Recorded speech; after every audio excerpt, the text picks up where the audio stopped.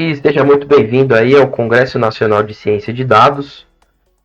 E o Congresso Nacional de Ciência de Dados tem uma frase bem legal, inclusive, que está nas camisetas: In Data We Trust.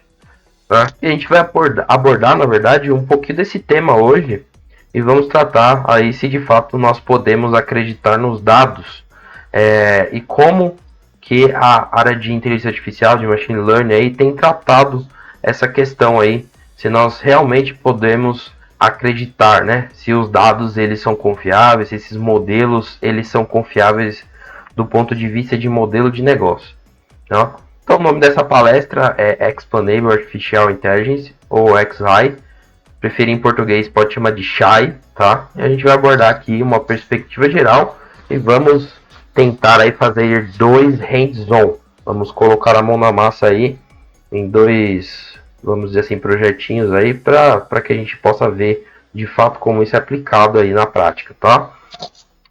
Bom, então tem a questão de perspectiva geral. Temos aí os nossos patrocinadores Diamante e o apoio institucional. Então, esse congresso aí, ele tem como frente, né, a Abracad, né, que é a Associação Brasileira de Ciência de Dados. Então, ela que está promovendo todo esse congresso aí. E obrigado a todos os patrocinadores aí por poder fazer possível, né, esse congresso aí ser gratuito para você. Ok? Bom, quem sou eu?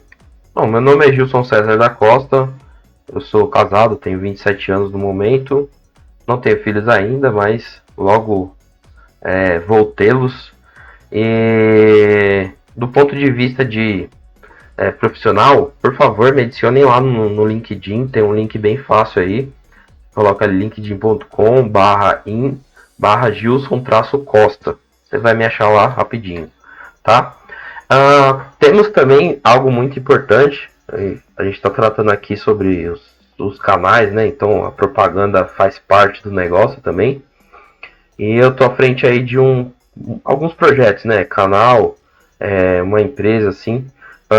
E tem alguns projetos relacionados aí, principalmente ao canal do YouTube, aí a página do Facebook. Então, lá no YouTube você pode pesquisar. Na verdade, se você pesquisar inteligência computacional, vai ter mais vídeos sobre isso, sobre o tema, do que especificamente o meu canal. Mas você pode colocar lá, youtube.com/inteligência computacional. A gente tem 800 e poucos inscritos e tem uns vídeos meio aleatórios lá. Mas estou gravando esse vídeo em novembro. Esse congresso vai ser em dezembro. Então até dezembro eu pretendo colocar coisas relacionadas à parte de dados. Então, por favor, vai lá, se inscreva no nosso canal do YouTube, Inteligência Computacional. Falta pouco para a gente conseguir monetizar eles. Com certeza, se você for lá se inscrever, a gente vai produzir conteúdo relevante para você e você vai estar ajudando aí numa boa causa. Também vai lá no Facebook, se puder ali, digita lá Inteligência Computacional, vai aparecer, ou acessa direto lá Computing Intelligence. Ok? E temos o site também, inteligenciacomputacional.com. No final desse congresso eu vou passar meu e-mail, também meu contato, caso vocês queiram entrar em contato. Ok? Então, por favor, dá uma força lá, que eu dependo de vocês aí para começar a fazer um público-alvo e ter um engajamento aí, até para gerar conteúdo relevante. Eu creio que esse é um conteúdo diferente aí de Machine Learning e tenho bastante coisa aí para passar para vocês. Ok? Bom, sou formado em AR na UFBC, me formei em 2016, né? Formei antes também no Bacharel em Ciência e Tecnologia, acho que foi 2013. Tenho mestrado em Engenharia de Informação ali na UFBC também, 2018. E atualmente estou cursando doutorado em Engenharia de Informação na área de Machine Learning, que tem a ver com essa parte de XAI, né? De Explainable Artificial Intelligence, ou então a parte de interpretabilidade, como eles também chamam. Então eu estou fazendo aí doutorado nessa área aí, principalmente aí a questão de modelos. Eu vou falar um pouquinho mais, talvez, isso aí no final, mas de qualquer maneira o doutorado ainda está no início, já tenho bem claro o tema, e eu preciso aí que você me acompanhe aí nas redes sociais que eu passei, para você estar acompanhando o desenvolvimento do trabalho e tudo mais, ok? Deixa eu só passar essa caixinha para cá. Bom, fui consultor de gestão e inovação pelo Sebrae, já em 2015 até 2017. Também já tive um mini mercado. uma experiência meio eclética aí. Depois eu fui ser consultor de BI usando ClickSense, ClickView na Nordica, engenheiro de dados na V2W lá, principalmente no começo atuando como a parte de BI ainda. E hoje eu estou como engenheiro de dados aí na Altran, atuando especificamente no cliente aí da Sul América. Ok? Então, voltar para cá. E a gente vai falar sobre aprendizagem de máquina, né, machine learning, mas por conta da perspectiva de XI, né, de interpretabilidade. A gente vai passar um pouco sobre as fundamentações teóricas, porque elas são importantes para a gente entender o porquê que é necessário que exista a interpretabilidade. Falar e abordar de fato o que é Explainable Artificial Intelligence. Depois a gente vai fazer um hands-on com dois frameworks aí, vamos tentar fazer o LIM, né, e o Scinet Framework. Então, começando aí pelas fundamentações teóricas, né, vamos tentar passar pelas fundamentações teóricas o mais rápido possível para vocês entenderem aí o objetivo. Então, a área de Machine Learning, né, a aprendizagem de máquina, é uma área da engenharia de informação, ou ciência da computação, ou afins, né, que busca desenvolver modelos de aprendizado para automatizar tarefas baseadas em dados. Então, classificação, no caso, seria uma tarefa, previsão seria outra. Então, a ideia principal aí da área de Machine Learning é automatizar algumas tarefas sempre se baseando em dados, né? Então, isso daqui é a definição do que é, né? Então, uma definição, vamos dizer assim, conceitual muito específica, do ponto de vista de científica, né? Mas é uma definição bem prática aí. E também a gente tem algumas limitações, né? Sobre o aprendizado de máquina. Então, quando o aprendizado de máquina ele acontece, ele é fundamentalmente limitado, né, pela maneira como o computador representa e interpreta as informações do mundo real. Não necessariamente a maneira que ele representa, a mesma como ele interpreta. Nós representamos o mundo real ali também de uma maneira diferente como nós interpretamos. E existem limitações intrínsecas também ao algoritmo utilizado. Isso está ligado a como o aprendizado acontece. Aí um exemplo é o backpropagation. Ele é feito de uma maneira tal que pode limitar o aprendizado só da maneira como ele aprende. Então, a gente tem algumas limitações aí em termos de como a máquina, né, ela interpreta, representa esse conhecimento e como a gente aplica esses algoritmos. Talvez utilizando algoritmos diferentes, a gente tenha limitações diferentes. Ok? Então, aí só para a gente ter uma perspectiva geral, temos uma rede neural. Essa rede neural aí é pequena, né? Então temos 3 entradas e 2 saídas. Então entradas x1, x2, x3 e saídas y1, y2. E temos aí 8 neurônios, A1, A2, A3 ali na primeira camada, A1, A2, A3 na segunda camada e A1 e A2 na última camada. E esses neurônios, eles têm um mesmo nome, assim, então a gente precisa tomar cuidado para fazer notações adequadas matematicamente falando, porque se eu falar para você qual neurônio é 1, você não vai saber se é um neurônio da camada 1, 2 ou 3. Da mesma maneira, as conexões também, elas têm nomes parecidos, então a gente tem que definir um pouquinho melhor conceitualmente a notação matemática sobre esses caras do que a gente está falando, né? Para a gente não se confundir, porque do mesmo jeito se eu falasse para você o neurônio A1, se eu falasse a conexão W11, você também não ia saber qual conexão que eu estou falando, porque ela não seria única. Então, quando a gente fala, por exemplo, sobre conexões ou sobre neurônios, é importante a gente ter ali, pelo menos na conexão, saber qual o layer, né? Do layer qual para qual nós estamos falando. Então, vamos pegar, por exemplo, esse primeiro W1 aqui, né? Então, a anotação dele seria do layer 1 para o layer 2. Então, layer 1 para o layer 2. E o neurônio A1 para o neurônio A1. Ok? Então, ficaria W11. Então, A1, A1. Ok? Só para você entender. Então, generalizando um pouco, a anotação como seria a camada que você está avaliando, né? Então, menos e a camada anterior. Então, a camada anterior e a camada que está avaliando seria a anotação. Então, da camada 1 para 2, né? Então seria o 2 aqui no N e o 1 aqui. 2 menos 1 daria 1. Então 1 para N ou 1 para 2, né, nesse caso. E aí o neurônio da camada, que a gente está chamando aqui, o neurônio K, poderia ser o neurônio A2 para o neurônio A1, ou neurônio A1 para o 1 também do layer posterior.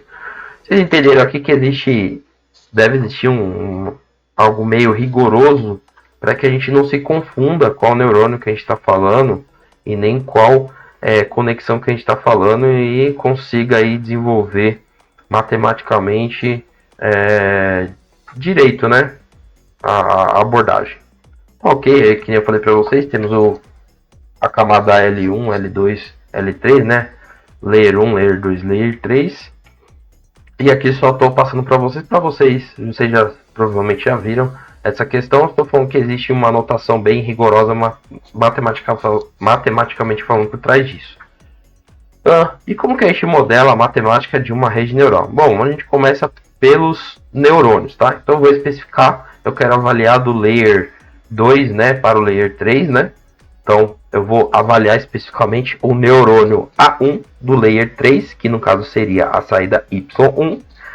E isso aqui matematicamente falando seria A1 multiplicado por esse peso, A2 multiplicado por esse peso e A3 multiplicado por esse peso, tá? Eu somo tudo isso dentro para obter a resposta do meu neurônio A1, e eu tenho aí também um bias, né, que seria uma constante que eu coloco aqui, porque na verdade levar em consideração o viés que pode existir em relação ao aprendizado desse neurônio, tá? E tudo isso aqui, na verdade não é uma soma simples desses fatores que se multiplicam. Eu preciso de uma função de ativação aí que pode ter diversas caras, dependendo do tipo de aprendizado que você faz.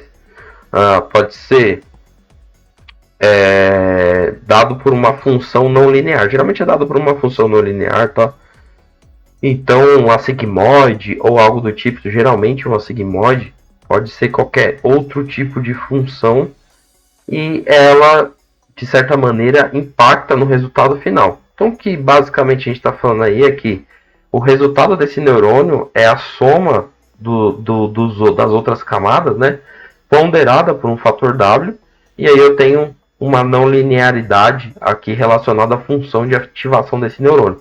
Então veja que só para modelar esse neurônio eu tenho uma função de certa maneira bem complexa, tá? E beleza, nós modelamos o neurônio, mas as saídas aqui não estão mapeadas, né? X1, X2, então não tem uma relação direta entre as saídas e o valor desse neurônio. Eu vou tratar só para vocês só mais um neurônio desses, que seria o neurônio A1, L2. Tá? Então basicamente a mesma notação, só que eu vou estar, quando eu avalio esse neurônio, né, eu vou estar avaliando os neurônios anteriores aqui, então da camada L1, e a mesma coisa ali relacionada aos pesos, tá? Isso porque eu defini aqui que estou trabalhando sobre a camada L2 para a camada 3. Ok? Então também tem um bias aqui. E para você ter ideia, eu poderia fazer um equacionamento desse aqui para cada neurônio. Bastaria com que eu viesse aqui e substituísse esse A1 por toda essa função, tá? Multiplicando isso. O A2 também por uma função bem parecida com essa. E o A3 também por uma função bem parecida com essa. Bom, isso acaba sendo muito complicado. E por isso que o pessoal acaba considerando isso uma caixa preta. Porque de fato, para uma rede pequena, ainda que seja pequena, não é muito possível, vamos dizer assim, definir exatamente o que está acontecendo ali. Então, matematicamente, as notações ficam bem complexas. Inclusive, a gente acaba usando também matrizes, né? Mas, de qualquer forma, em termos de a pessoa conseguir interpretar aquilo que está sendo falado, acaba ficando cada vez mais complicado à medida que a quantidade de neurônios e a quantidade de camadas aumenta. Ok? E aí, nesse caso, eu posso mapear já a minha camada final, né, o X1, X2 e X3, dentro desse neurônio. Ok? Só para vocês terem a ideia, entenderem um pouquinho aí do problema que a gente tem. Então, a modelagem matemática de uma rede neural, ela é complexa, e o treinamento que ela passa também Então isso acaba ficando uma caixa preta e a gente acaba não entendendo o que de fato, como de fato essa rede neural ela aprendeu, né? Bom, então você pode imaginar aí, eu vou criar umas anotações aqui piores, na verdade estão definidas aí,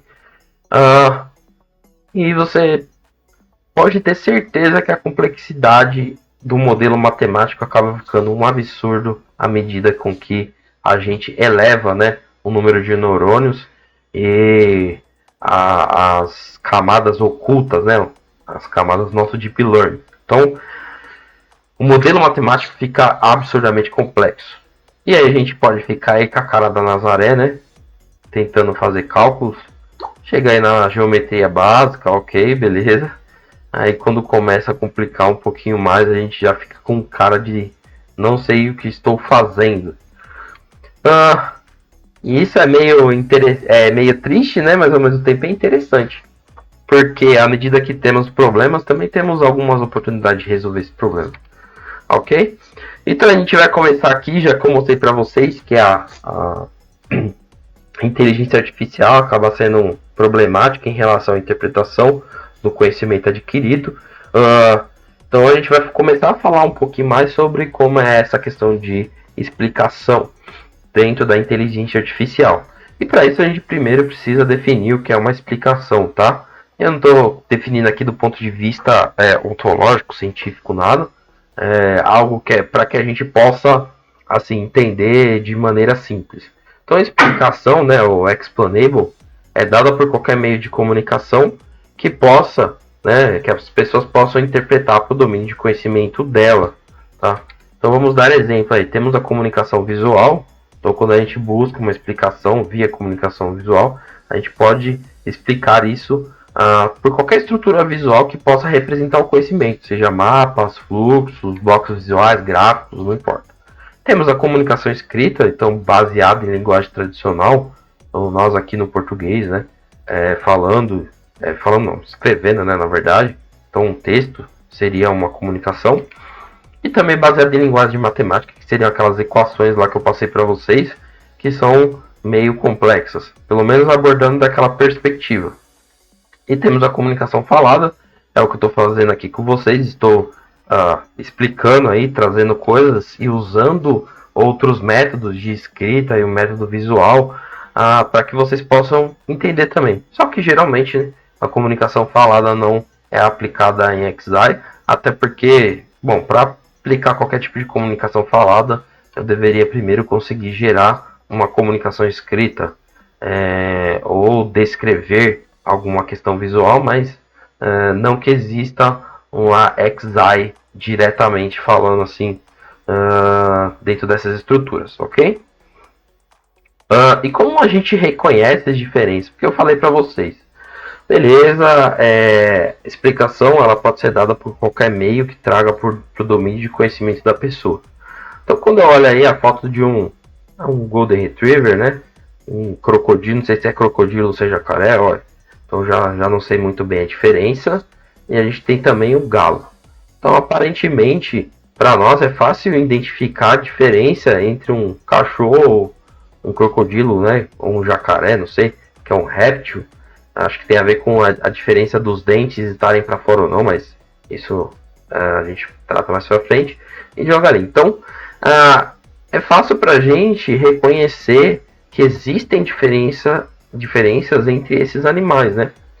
E intuitivamente falando, seria fácil também para a inteligência artificial ela reconhecer aí a diferença entre esses animais.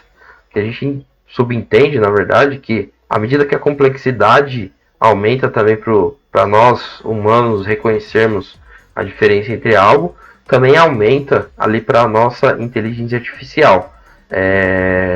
Então a maneira como ele representa o conhecimento ele pode mudar dependendo do problema. Ok? Então falei para vocês, até pelas cores daríamos ali para reconhecer a diferença entre esses animais.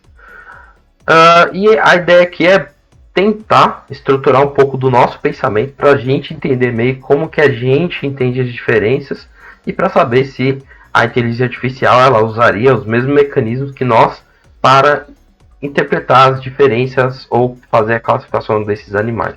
Ok?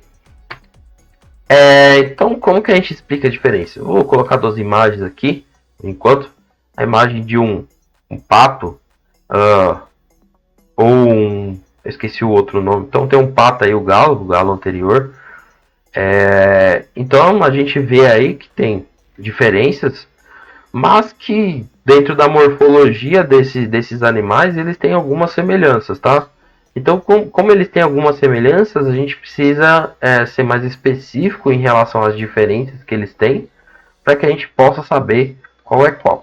Então, por exemplo, as primeiras diferenças que a gente pode notar formato da cabeça, o bico, o formato do bico é ligeiramente diferente, também a cor. A gente pode notar diferenças também na cauda, né? Não sei se a gente pode falar que é cauda, se é o rabo do bicho. E temos também as diferenças aí entre as patas. O pato tem uma diferença clássica ali, que ele tem membranas, né? Entre os seus dedos, né? Enquanto um galo não tem. E, inclusive, as membranas do pato aí é o que ajuda ele a nadar. Bom, isso aqui seria mais difícil para a gente classificar aí, saber exatamente quais são as diferenças entre um pato e um galo, do que especificamente entre um galo, um crocodilo ou um jacaré ali e um cachorro. Então aqui é um pouco mais específico. E se a gente especificar um pouquinho além disso? Quais são as diferenças entre um galo e uma galinha? Aí fica mais difícil. Bom, mas a gente pode ver que existe uma ligeira diferença na crista, né? Então o galo tem uma crista ali maior. Essa parte ali da cabeça do galo, né? Quase que como enfeite, ela é bem diferente da galinha. Tem também uma diferença entre a plumagem ali do rabo. Então isso pode ser um fator de classificação também para diferenciar um galo de uma galinha. E temos ali também a plumagem ali especificamente ali da parte das patas. Isso daí também pode estar relacionado ao tipo, não a espécie, né, mas ao tipo de diferenciação que existem dentro das espécies. Mas de certa maneira, você vê que a gente precisa ser bem mais específico quando a gente está tratando sobre diferença entre dois animais bem parecidos, né? Então, à medida que os níveis de classificação se assemelham, a gente precisa ser mais específico em relação ao que foi usado para classificar isso. Ok, não tem problema, então eu mostrei aqui uma estrutura visual para vocês e usei essa estrutura visual para explicar. E existe uma técnica clássica já em Machine Learning ali, que tem a ver com a árvore de decisões, né?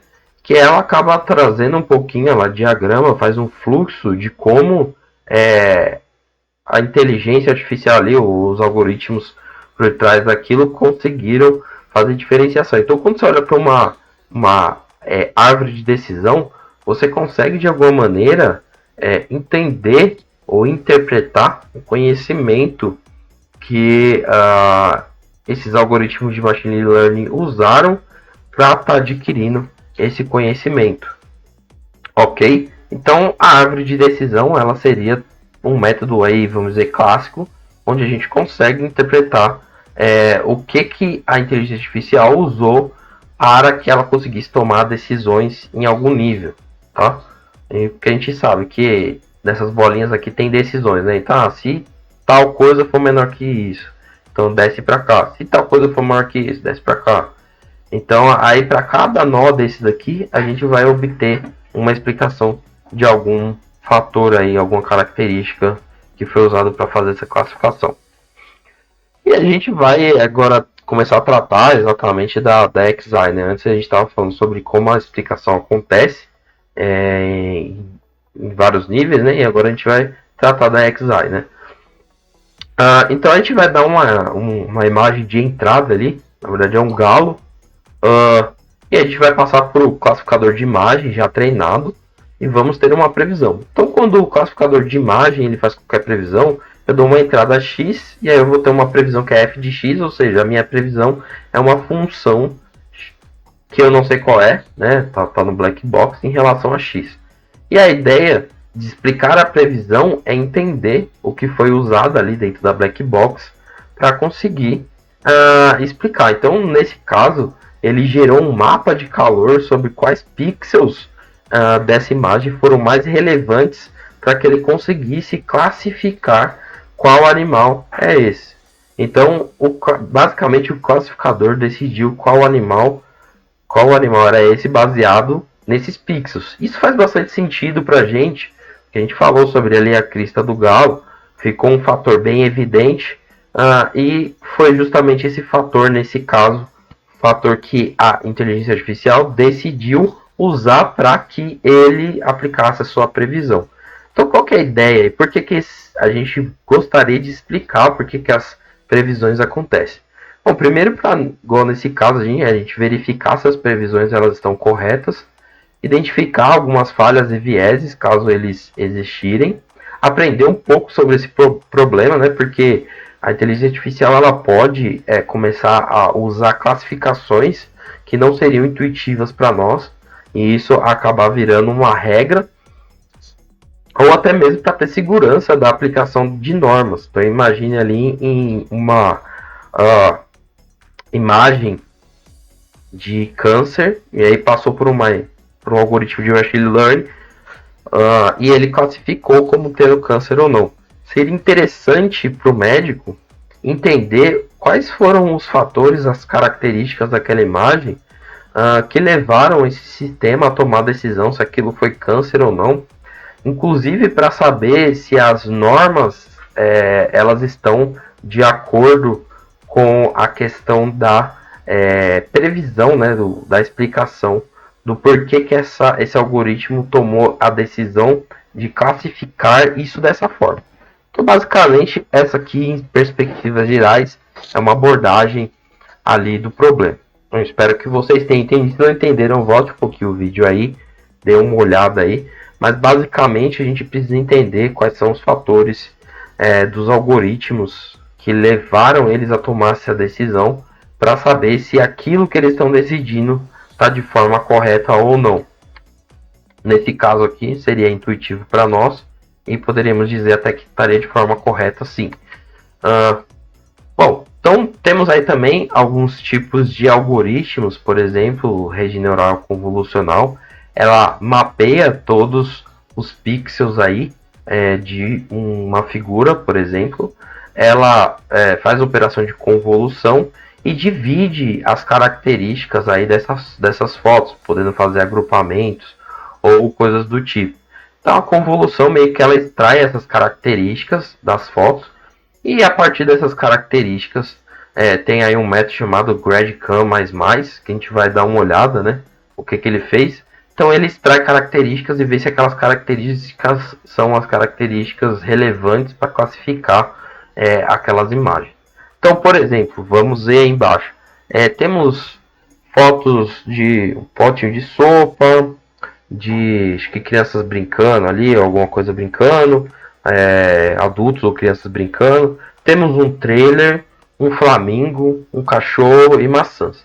E aí a ideia desse algoritmo especificamente foi mapear, fazer ali aquele mapinha de calor, vamos dizer assim, né? Deixando em maior contraste aí e apagando os pixels que não ajudaram nessa classificação, né? Então os pixels que ajudaram, eles acabam sendo realçados, e os que não ajudaram naquela classificação acabam sendo aí ofuscados. Então você percebe que a própria técnica ela implementa uma melhoria em que os pixels relacionados aos objetos que a gente consegue identificar, eles ficam cada vez mais evidentes. Por exemplo, no caso do flamingo, em um algoritmo, ele acha relevante ali a parte do corpo do flamingo, né? E no outro algoritmo, ele praticamente reconhece ali os pixels que definem o flamingo como objeto. E ele gera isso daí. Então ele atribui esses pixels aí, ele contrasta, né, esses pixels mais relevantes dentro desse algoritmo, o que faz com que a gente entenda que dentro desse ponto de vista, esse algoritmo ele é confiável em reconhecer os objetos fidedignamente, né, e conseguir extrair aí atributos para conseguir classificar direitinho as imagens. A gente tem outras imagens também ali, seriam gansos ali, né? E ele praticamente faz a mesma coisa, reconhece os objetos e destaca os pixels de relevância.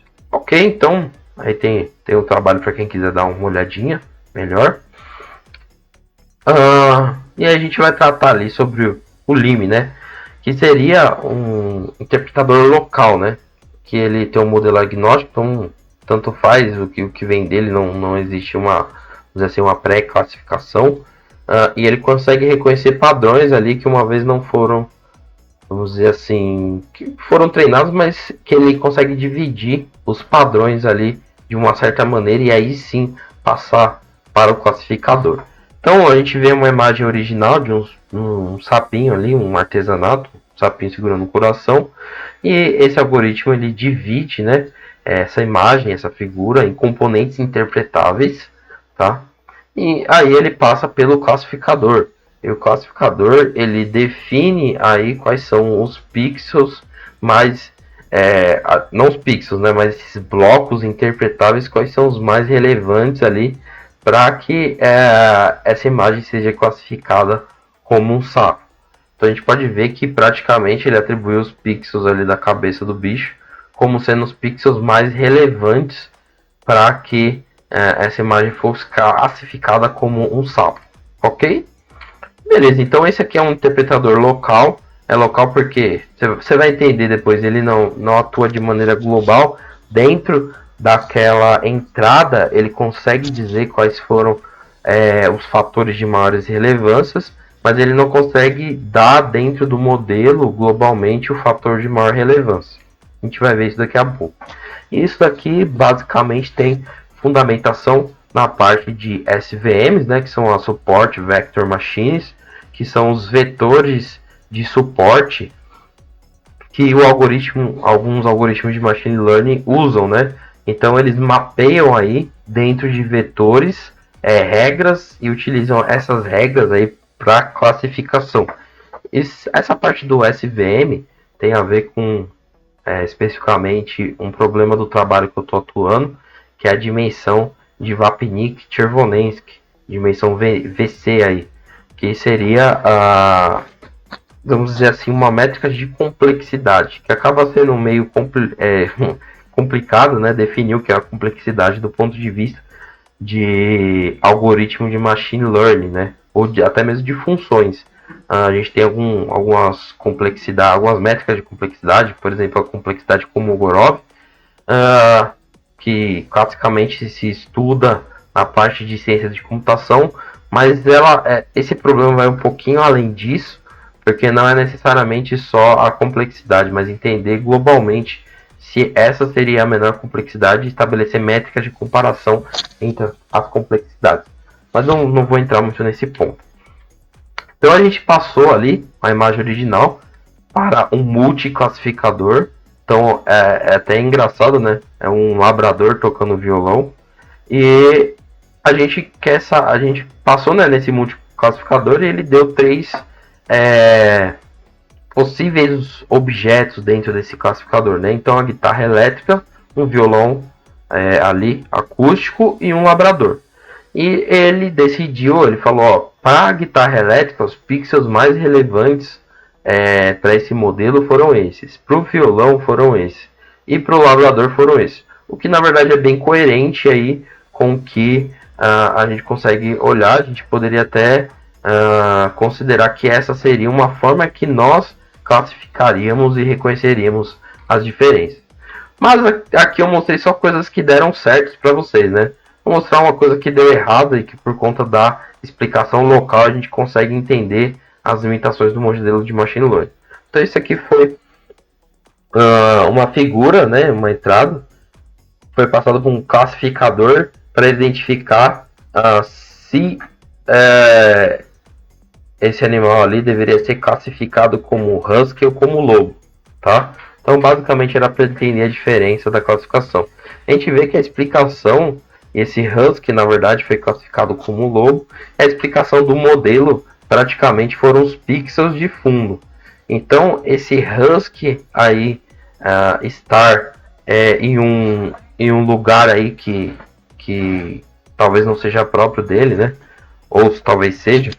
Mas o que a gente pode entender disso? Que o modelo de machine learning, ele fitou os dados para ele conseguir classificar a diferença entre huskies e lobo baseado no fundo. E apesar disso, essa classificação ela poderia obter aí uma precisão alta. Só que, apesar dela obter uma precisão alta, os atributos que foram utilizados não seriam provavelmente os atributos que nós utilizaríamos na vida real.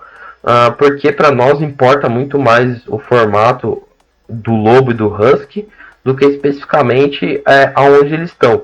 Então, para nós, praticamente para saber se são huskies e lobos, nós ignoramos o fundo, então temos a capacidade de reconhecer os objetos, ignoramos o fundo e começamos a avaliar as diferenças entre os huskies e o lobo, e não a diferença entre o fundo da base de treinamento que foi dado para eles. Então a gente pode ver aí, no caso, que independente da precisão ser alta, pode existir ali dentro do modelo de machine learning, modelo de aprendizado, regras que seriam erradas do ponto de vista de classificação e, por exemplo, de aplicação de normas. Isso aqui poderia acontecer em uma questão de câncer. O câncer poderia, na verdade, a explicação para ele poderia ser algo que não tenha nada a ver com o câncer em si, mas que estaria relacionado a como o modelo aprendeu, né? Então ele aprendeu não reconhecendo os objetos, mas na verdade ele se viciou ali especificamente em alguma característica. E essa que é a graça da gente conseguir aplicar esses modelos aí de machine learning. Então, por exemplo, nesse caso ali, a gente pode passar uma fonte de dados em que temos um paciente ali, ele teria algumas queixas, né? Então, escorrimento do nariz, né? Dor de cabeça, não ter fadiga e a idade dele. E aí o explicador ele reconheceria quais são as características, né, os sintomas que esse paciente utilizou que mais impactaram para que o modelo classificasse ali como influenza.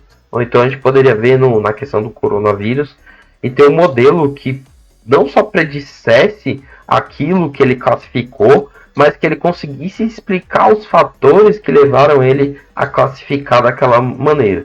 E aí, no caso, isso aí geraria uma ferramenta para que as pessoas pudessem tomar uma decisão de maneira mais, vamos dizer assim, eficiente ou efetiva do ponto de vista ali do tratamento do paciente. A gente pegou ali essas imagens aí, então desse artigo, why should I trust you? Por que eu deveria explicar, confiar nos algoritmos de machine learning? Então a ideia aqui desse artigo, ele borda especificamente sobre o framework LIMI, e a gente vai daqui a pouco, né, fazer um hands-on sobre esse framework LIMI, ok?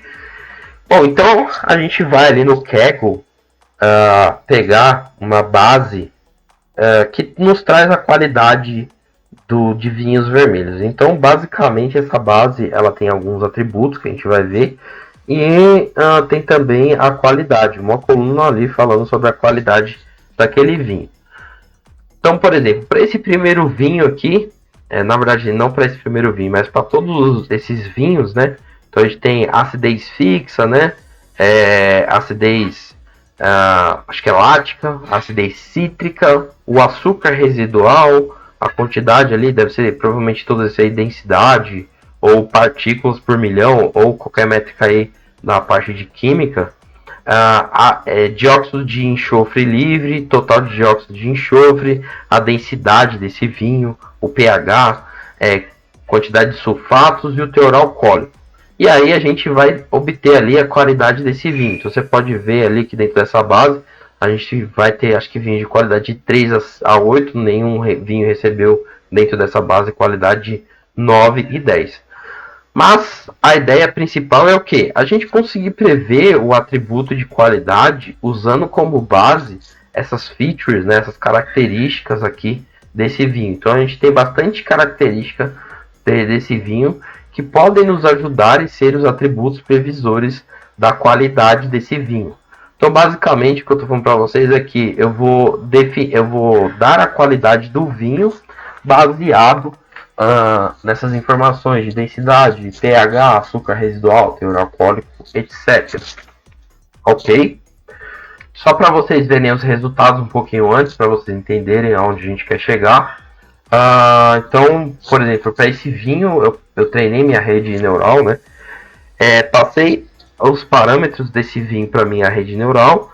Ela previu ali que esse vinho receberia nota 6.27, 28 ali, né?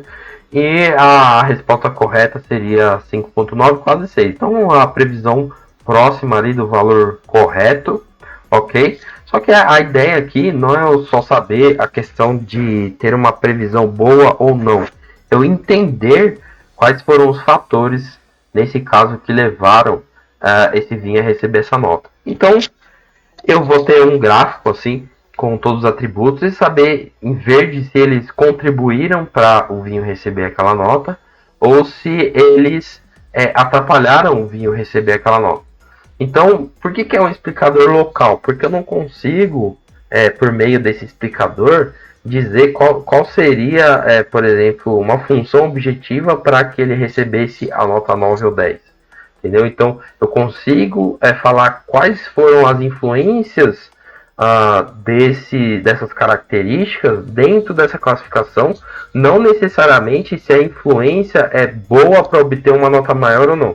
Foi a influência que levou ele a tirar aquela nota. Não que é a influência que vai levar ele a tirar a menor nota. Isso eu quero dizer por quê? Por exemplo, os sulfatos eles estarem maior ali do que 0.7, quer dizer que eles contribuíram de forma positiva para o vinho tirar essa nota. Não quer dizer que eu aumentando os sulfatos eu obteria uma fórmula, eu obteria uma nota maior do que isso. Por isso que é o interpretador local. Inclusive, esse é um dos temas que eu estou trabalhando no meu doutorado, que eu não quero ter um interpretador local, quero na verdade ter um interpretador global, e aí sim, na minha proposta, eu obteria a explicação de, sei lá, eu queria um vinho com nota 9, quais atributos eu deveria ter, quais seriam os atributos que eu poderia ter para conseguir alcançar essa nota. Ok? Então, basicamente, aí está me dando os fatores de influência de maneira local que foram ou não positivos em relação a esse vinho. Tá? A gente tirou esse exercício aí desse link que está no Medium, depois se vocês quiserem acessar. E agora a gente vai fazer um hands-on.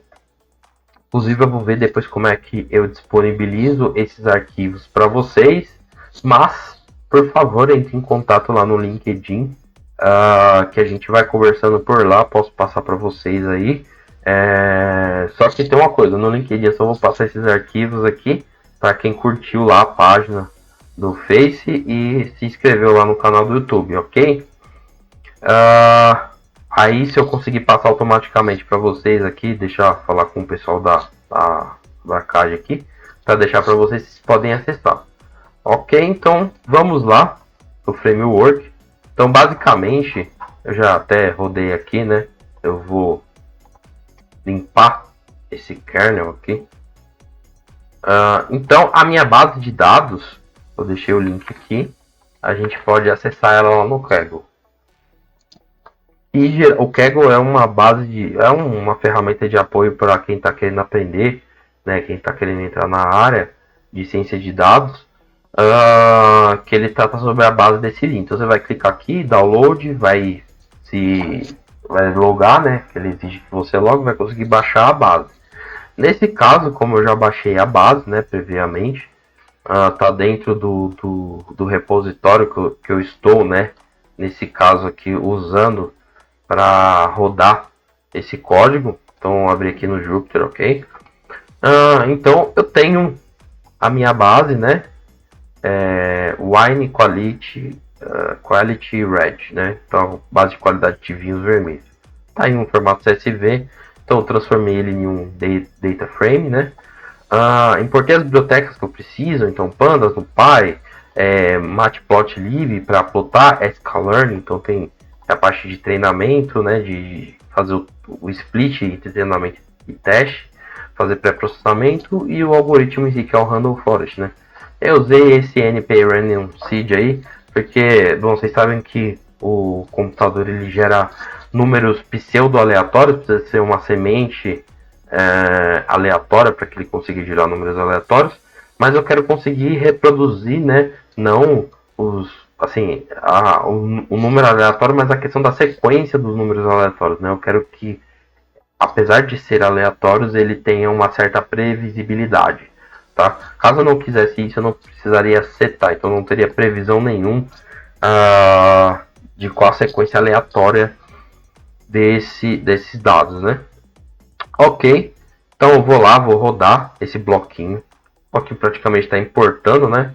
E o meu data frame está carregando, então ele está carregando lá o meu arquivo CSV, que é essa tabela que eu vou usar como base, né? Para treinamento e validação, né? E teste. Então eu fui lá, rodei, mostrei aqui para vocês, ó. Então tem lá acidez fixa, volatilidade ácida, não é lático, não, é volatilidade ácida, citricidade ácida, açúcar residual, cloretos, dióxido de enxofre livre, né? Total de dióxido de enxofre, densidade pH, os sulfatos, teor alcoólico e a nossa qualidade. E eu vou falar que o meu atributo previsor é a qualidade, ou seja, eu quero prever esse cara com base em todos esses aqui. E aí eu vou falar que meus parâmetros de entrada são todas essas colunas aqui, praticamente, tá? E os features names são os nomes dessas colunas. E aí eu vou e faço o quê? Eu faço o split do teste, ou seja, eu estou dividindo a minha base de dados em percentual. Então, por exemplo, eu quero que ele use 20% para treinamento e 80% para teste. Então, eu estou passando aqui o parâmetro de entrada, parâmetro de saída. E aí ele vai me retornar qual que é a entrada de treinamento e a entrada de teste, e qual que é a saída de treinamento e a saída de teste, para conseguir validar ali a previsão do nosso modelo. E aí o modelo em si, né, ele vai ser um Random Forest com uma camada máxima, né, vamos colocar assim, que ele vai conseguindo explicar, ele pode descer até lá embaixo, né, para explicar alguma coisa, e o número de estimadores, que seriam aquelas bolinhas lá, também em 10. Vou colocar esse parâmetro. Fiz lá o Model Fit, ou seja, ele vai treinar o meu modelo, né, com base nisso. Já treinou, porque aqui já parou de rodar. Então, como é uma base pequena, o computador é rápido, ele roda rapidinho. E agora eu vou importar ali especificamente o meu explicador, né? Que é o que eu falei para vocês, é o lim, né? Nesse caso, o lim tabular. Então, o meu explicador, eu vou passar para ele os parâmetros, vou passar o vetor de entrada, né? E a parte, os features names e a classe name. Aqui ele está no modo de regressão, então é uma árvore que tem como base a regressão para fazer as classificações dela. Ok, então vou treinar aqui o meu explicador. Não basta só treinar o modelo, tem que treinar depois o explicador. Aqui são alguns testes que eu fiz lá depois, então que ele imprime. Por exemplo, eu quero ver na minha base quais são os vinhos com qualidade 8, né? Então, eu tenho vinhos com qualidade 8, que vocês tinham visto lá, aqui só de qualidade 5. E no caso esse de 6. Imprimi o teste também. Então, esse aqui seria o vetor de previsão, né? Utilizado para o teste, né? Para saber se ele conseguiu chegar naquele resultado. E aqui eu vou de fato começar o meu trabalho de explicação. Ok? Então a minha figura aqui, ela deu uma explicação, falou que esse vinho aqui, né, ele foi previsto com uma nota de 5.6, o certo seria 5.5, de acordo com o modelo, né? E os fatores que levaram ele a receber essa nota positivamente, ou seja, localmente, que eu falei para vocês, não quer dizer que isso é bom para obter notas maiores, ou esse ruim e você vai obter notas menores, mas dentro dessa classificação ele consegue dar esses parâmetros de influência. Então, o sulfato maior do que 0,73, o total de dióxido de enxofre maior do que 63 foi negativo, ou seja, não foi tão relevante, foi relevante para prever ele assim, só que não para essa nota esse foi um fator que pesou negativamente, tá? A mesma coisa dos cloretos, para essa nota, não necessariamente que isso é bom. Um fator que pesou nesse nível aqui foi a quantidade, o pH, né? Então ter um pH mais baixo, né? No nível ácido, influenciou positivamente para ele receber essa nota de 5,6. E eu diria para vocês que provavelmente essa nota de 5,6 deve ser um bom vinho por conta do rigor que eu vi em relação à base de dados na classificação dele. Então ele traz aqui todas as features e o quanto elas influenciaram para ele receber essa nota. Não que ter essa influência seja boa ou ruim para obter notas maiores, mas dentro dessa nota, nesse caso, o parâmetro de sulfato, do pH, a quantidade de dióxido de enxofre livre e a acidez fixa, elas contribuíram, enquanto no caso essas outras features, essas outras características atrapalharam para ele receber essa nota. Ok? Então basicamente esse framework aqui, então passei a lista aqui, né? Então o quanto que ele influenciou, né? Positivamente, negativamente, né? Então meio que um percentual aqui, só para a gente saber aqui quais foram os parâmetros passados para esse classificador. E aí eu tenho também no final aqui uma maneira de classificar que dá uma imagem um pouquinho diferente, né? Para prever esse valor, tá certo esse, o valor máximo seria esse, o valor mínimo seria esse. Então tem uma parte de estatística aí. E aí os fatores positivos e negativos, né? Não necessariamente que sejam positivos para obter nota maior, mas dentro dessa classificação, localmente, eles foram positivos, ok? Então, basicamente, é esse o framework Lime, tá? Então, ele pode ajudar aí a interpretar o porquê que eu estou recebendo essas notas. Então, é interessante, na verdade, se você puder avaliar os valores que receberam maior nota e ver quais foram os efeitos mais positivos dentro daqueles fatores, porque provavelmente se você tem efeitos positivos, você poderia orientar a sua produção de vinho a, por exemplo, sei lá, vamos supor que esse aqui fosse a maior nota, então a diminuir a quantidade de dióxido de enxofre total, diminuir a quantidade de cloretos, aumentar a quantidade de sulfatos. Então poderia ser aqui uma decisão, né? Seria um modelo data driven para entender o que você poderia realmente fazer no seu negócio e quanto cada uma dessas features elas atrapalham ou ajudam aí em termos de classificação. Beleza? Então aqui foi um dos frameworks que a gente queria fazer. Já estamos aí avançadinho. Acho que vai ficar com 50 minutos aqui. E vamos fazer agora o outro. O outro é um pouquinho mais complicado, porque ele se embasa num método científico, né? Mas a gente ainda assim vai passar por ele. Então, só para a gente entender, né? Como que um cientista observa, questiona e aprende.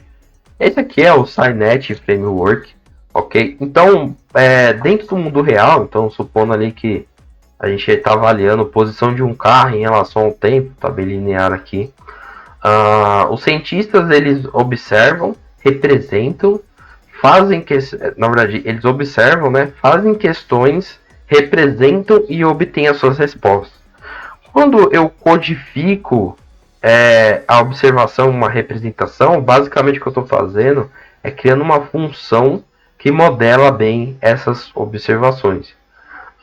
E aí eu codifico essa representação, decodifico, né, na verdade, e obtenho a função. E essa função, ela me mostra, né, me demonstra, faz o retorno dessa observação. Então, basicamente, a ideia da gente trabalhar com o mundo de dados é o quê?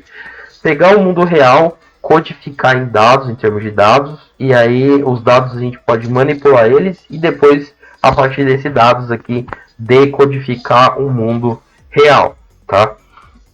Então, nesse caso aqui, o cientista fez uma observação, codificou essa representação e decodificou em relação à resposta que ele queria para obter a questão que ele formulou. Então, seria a hipótese.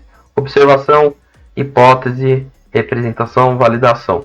Então, essa resposta aqui, ela representa bem as observações? Pode ser que sim ou pode ser que não, tá?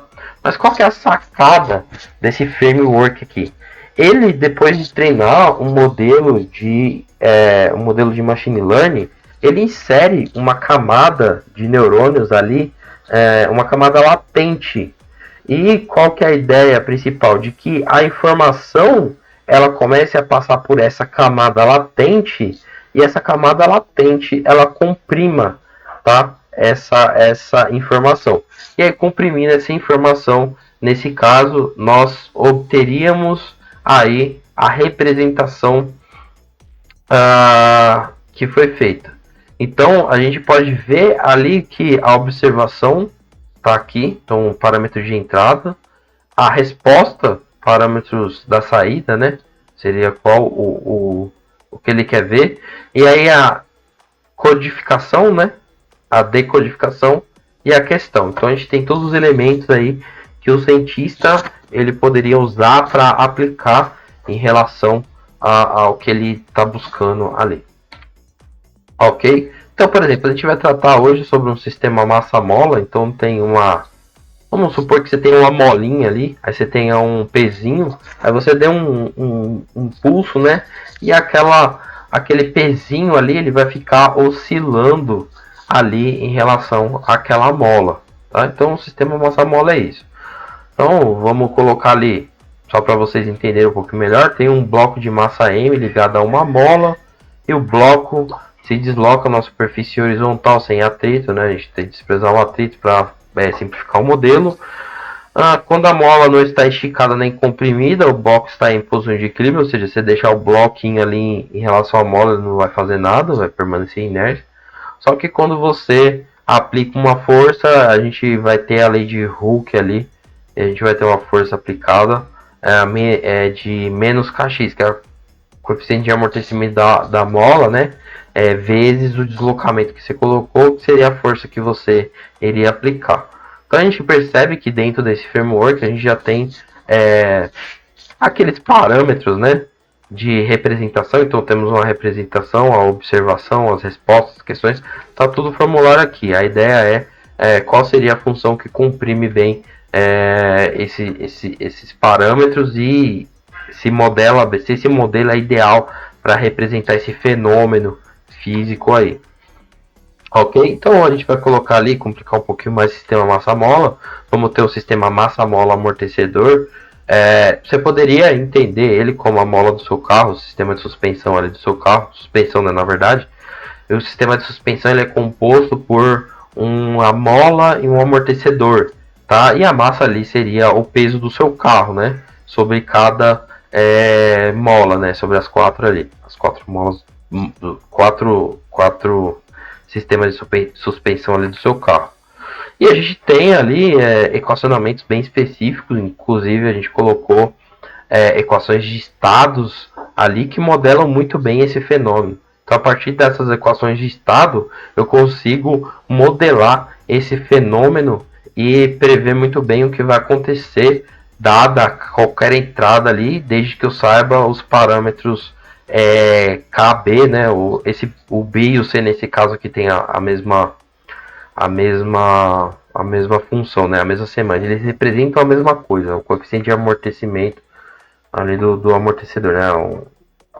Não posso bem falar que é o coeficiente de amortecimento, mas seria isso, seria o quanto ele consegue absorver da velocidade. Então, a gente sabe que o coeficiente, a mola, ela trabalha bem com variações de força. Então, na verdade, o que a mola amortece são variações de força, enquanto o amortecedor amortece ali bem variações de velocidade. Então, ele Um é especificamente para força ou aceleração, né? E o outro para velocidade, que seriam basicamente os componentes de deslocamento.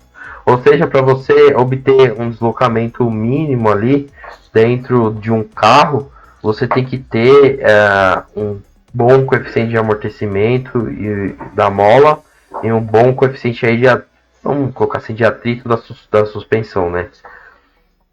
Do amortecedor nesse caso, ok? E aí a gente vai passar por esse SciNet Framework. Basicamente o que a gente vai passar são os parâmetros de entrada, que seria essa mola oscilando, né? Esse sistema massa-mola oscilando. E a gente quer saber como que ele representa dentro das camadas latentes o coeficiente de amortecimento e o coeficiente da mola ali. E se ele usaria, caso ele não precisasse, se ele não, por exemplo, nesse caso a gente sabe que dois parâmetros comprimem bem essa informação, se ele precisaria de um terceiro parâmetro, ainda que fosse dado para ele. Então a gente vai fazer, né, esse exercíciozinho aí. Primeira coisa, então temos que ter o Jupyter aí instalado, e o Torch, né? É meio complicadinho de instalar ele. Qualquer coisa, tem você não conseguir importar o Torch para o Jupyter Notebook, tem um artigo que ajuda bem. Você precisa criar, né, um ambiente virtual. Então, Conda Create, um ambiente virtual utilizando PyTorch, né, nesse caso. Ativar esse ambiente virtual. Uma vez que se ativou, você instala o PyTorch Vision, né, com esses parâmetros. Instala o Jupyter Notebook. Quando a list vê se está instalado. E aí liga aí o Jupyter Notebook aí, tá? Que é um servidorzinho aí que você precisa usar para usar ele de maneira web. Então eu vou rodar as células aqui. Rodei a primeira célula. Ok, importou tudo que eu precisava. Aí eu vou gerar a base de treinamento. Então eu vou falar que o tempo máximo é de 10. A amplitude máxima que eu vou deslocar a minha mola é 1. Eu não vou ter nenhum delta. O parâmetro não vai começar inicializado. E a massa de 1 kg. Eu vou ter os parâmetros aí. Eu preciso colocar em questão de vetores de entrada e de saída. Vou ter um número de treinamento, né, de 10.000, né? Então, no caso, ele vai fatiar um vetor para mim. E um número de samples aí de 50. Então, ele vai começar ali no meu counter, né? Então, enquanto o tamanho do treinamento, né, for menor do que essas entradas. Então, quando na verdade esse vetor ele for menor do que esse vetor de 10.000, eu continuo fazendo isso. Então, basicamente, o que eu estou fazendo é gerando o coeficiente de amortecimento aí do amortecedor, né, de viscosidade, né, no caso seria o B. Então, eu estou gerando um parâmetro entre 0,5 e 1. O coeficiente da mola eu estou gerando um parâmetro de 5 e 10. Aí vou colocar um tempo, né, gerar um vetor entre 0 e 10, nesse caso, que é o tempo máximo de simulação. Vou falar que o meu questionador é igual ao tempo, quero saber conforme em relação ao tempo. E aí eu tenho aqui a solução para minha função, né? Na verdade eu importei aqui que o pêndulo, eu passar esses parâmetros, né? O máximo, passar a amplitude inicial, o delta inicial, o coeficiente de amortecimento da mola e do amortecedor, coeficiente da mola, né, na verdade.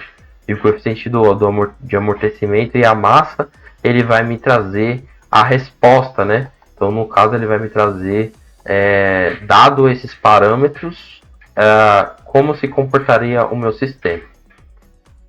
Então, ele tem a pergunta, né? Então, ele já tem a solução para essa pergunta, nesse caso. E para cada tempo desse daqui, a gente vai gerar um vetor e vai passar a solução. Então ele está passando aí parâmetros de entrada, então está valendo x e y, e aí ele vai gerar os nossos arquivos de treinamento de entradas e saídas, ok? Então eu tenho para determinada entrada, né, dentro desse pêndulo, eu tenho uma certa saída. Então basicamente o que ele vai fazer aqui, ele vai gerar, né, esses dados de treinamento e salvar ali em uma saída específica. E aí a gente vai ver aqui, nesse caso aqui do parâmetro de entrada 1, né? Nesse caso. Então ele oscilou aqui de uma forma tal para o parâmetro A e B, que foi estabelecido. Então basicamente ele está gerando um montão de sistemas de mola com coeficiente de mola e de amortecimento diferente.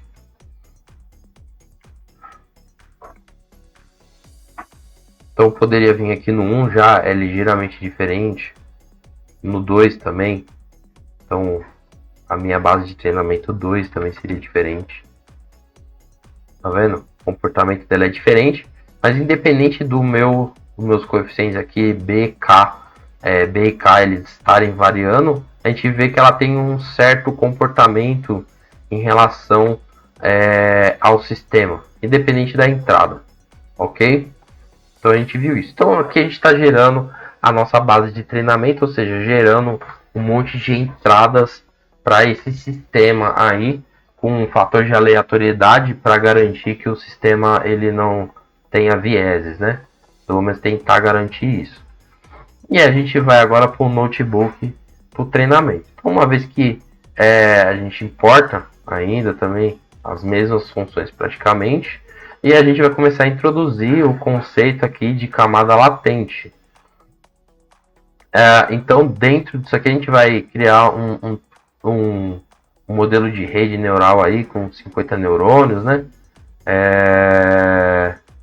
É uma camada aqui, se eu não me engano, 3 neurônios latentes e as outras 64. Aqui seria um número de 2 elevado a n, tá? Então vamos rodar esse cara. Rodamos esse cara, ou seja, a gente colocou para dentro os parâmetros de entrada, né? E saídas que a gente usou dentro gerou, né, na nossa base, né? Então a gente gerou o treinamento e importou para cá, né? Beleza, importou para cá. E aí a gente vai falar o caminho que vai salvar esse treinador, o número de epochs, né? Que é o quanto que ele vai usar, ele vai voltar dentro desse treinamento, né? Retroalimentando. A gente tem um otimizador, que é o Adam, que a gente precisa de um parâmetro de otimização, né? Gradiente descendente. Tem outros também, Particle Swarm Optimization, então tem vários. E aí gerar os vetores de entrada e tal. Então, agora a gente começa de fato o nosso treinamento. Então a gente começa a varrer em questão de epochs, né? Aquele número de 100. Ele vai começar a entrar no loop e para cada epoch ele vai introduzindo, né? Melhorando aí o treinamento dele. Temos também métricas de perda e de erro, né? Que a gente já vai ver para que elas servem.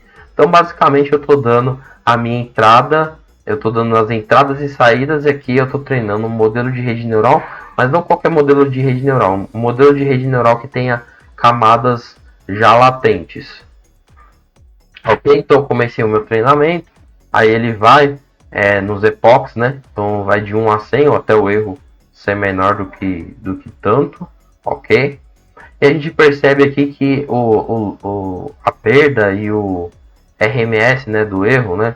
O root mean square, error, ele vai diminuindo, ou seja, o quadrado do erro, ele vai descendo à medida que o número de epochs, que as fases de treinamento aumenta, aquele treinamento que vai e volta, então ele vai retreinar por 100 vezes essa rede neural, com os parâmetros de entrada e saída, e busca minimizar aí esse erro, né, que seria a função objetiva desse otimizador, o ADA, aqui que geralmente é utilizado. Então a gente vê que o erro ele está cada vez mais caindo. Às vezes esse erro ele pode aumentar localmente, mas dependendo do modelo, se ele convergir, ele vai estar sempre abaixando aí, ok? Então, por exemplo, nessa questão do erro, a gente vê aqui que ele está sempre diminuindo. Vou tentar achar um que ele aumenta. Para mostrar para vocês que pode acontecer. Mas se ele aumentar aqui, não é algo de se preocupar. O problema é se ele ficar oscilando, aumentando e diminuindo, aumentando e diminuindo. Então a gente tá fazendo treinamento, o erro caindo. Ok. Ó, perceba que nesse caso aqui, do Epoch 40, né? Do 39 para o 40, o 40 ele acabou aumentando. Só que ele aumentou pouco, ele não ficou oscilando. Logo depois ele diminui. Então é como se ele, por algum instante de tempo ali aumentasse. Então ele não está convergindo dentro daquele local, mas ele vai acabar convergindo. Ok? Esperamos que ande logo. Chega uma hora que ele não consegue, não tem mais, né? O Epoch que não diminuir, ele não acaba não diminuindo e o próprio algoritmo para. Pode ser configurado dessa maneira também. Então, se você entender que seu algoritmo, geralmente isso acontece em bases muito grandes, onde você entende ali que já chegou em um limite bom e você não quer mais treinar porque você está gastando muito recurso computacional ali para fazer esse treinamento. Então, pessoal, pausei aqui, estou voltando porque o modelo demorou um pouquinho para ser treinado, só para a gente não perder muito tempo. E ele foi e treinou o modelo aí nas 100 epochs aí. Ok, então a gente conseguiu salvar o nosso modelo aí. Então o modelo de treinamento está salvado, está salvo, né? A gente só vai gerar os gráficos aí de perda e de amplitude do RMS para a gente saber aí como que ele está se comportando. Então isso aqui geralmente deve ser a maneira como o erro e a amplitude do erro ela aumenta, porque a gente sabe que está convergindo. A gente sabe que não está convergindo, como já aconteceu algumas vezes, por conta desse erro tá oscilando e às vezes essa amplitude aqui tá gigantesca, tá? Então ela não vai abaixando, ela vai oscilando e de uma maneira gigante, assim. Segue lá no canal que eu vou fazer alguns testes para vocês verem que existem alguns tipos de funções que a gente coloca e o modelo de rede neural, independente da quantidade de neurônios aí, ele não consegue convergir, tá? Que é um problema também que eu estou abordando aí no meu doutorado. Então a gente fez lá, né? Gerou os dados, fez o treinamento, viu que o erro está caindo, ok. Agora vamos à parte de análise. Então a mesma coisa, a gente vai importar aqui o que a gente precisa, né? Os modelos, as bibliotecas, tal. Dentro esse outro bloquinho aqui, a gente vai inicializar o SciNet e vai carregar, né, os estados que eu salvei lá no meu arquivo de treinamento para esse SciNet. E aí vai começar a fazer o resto. Ok? Enquanto está rodando aqui, eu já vou colocar para rodar esse aqui. Não sei que aqui está rodando, está demorando para rodar. Esse aqui também. Não está conectado.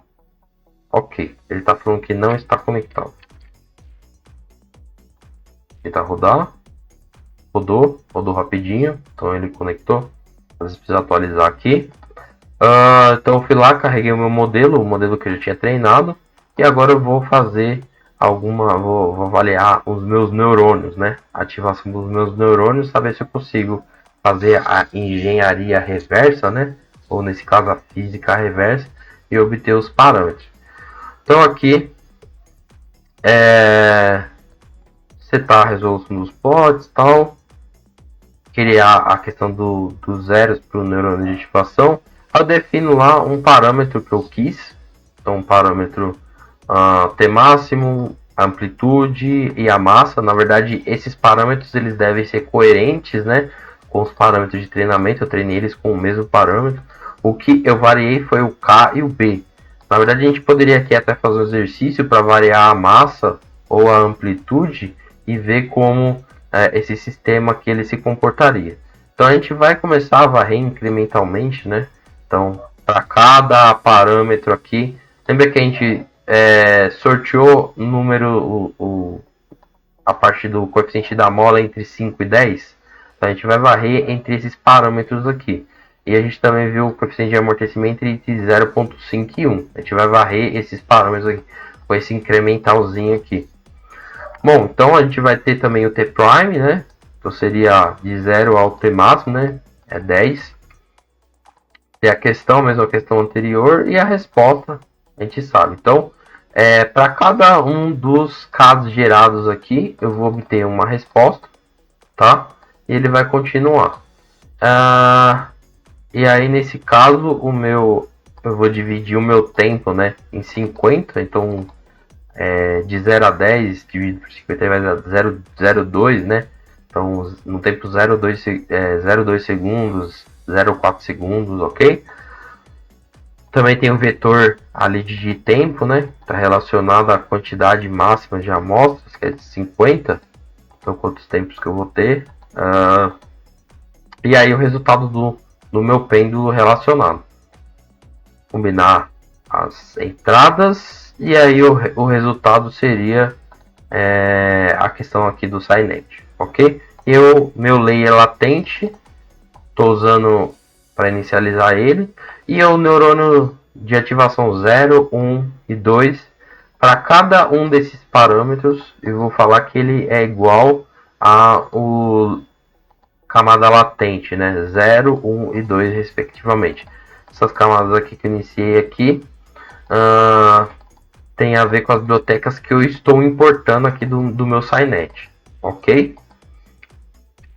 Então eu vou rodar esse cara. Vai demorar nem demorou muito, um tiquinho para rodar. E agora eu vou plotar as figuras que esse cara me gerou. Então o que é que a gente pode ver aqui, tá? É que não dá pra... Deixa eu ver se dá pra... dar o zoom, mas não fica aquela maravilha. A gente vê o parâmetro K e o parâmetro B aqui, né? Então o coeficiente da mola e o coeficiente de amortecimento. E nesse caso o coeficiente de amortecimento e o coeficiente da mola. E o coeficiente de amortecimento e o coeficiente da mola. Isso para o neurônio 1, neurônio 2 e neurônio 3. O que a gente pode ver aqui?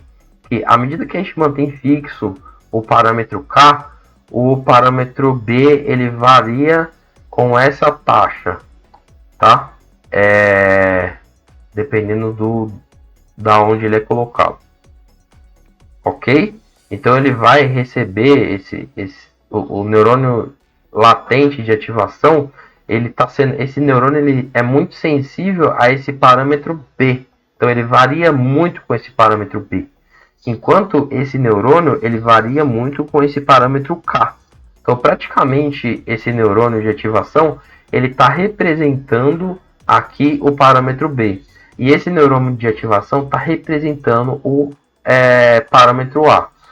E pelo artigo que eu vou passar para vocês, ele mostra que ele comprime a informação no mínimo possível de neurônios que ele conseguir. Ou seja, eu não estou representando nada, então B e K não está variando dentro desse neurônio, dessa camada latente aqui, esse neurônio latente.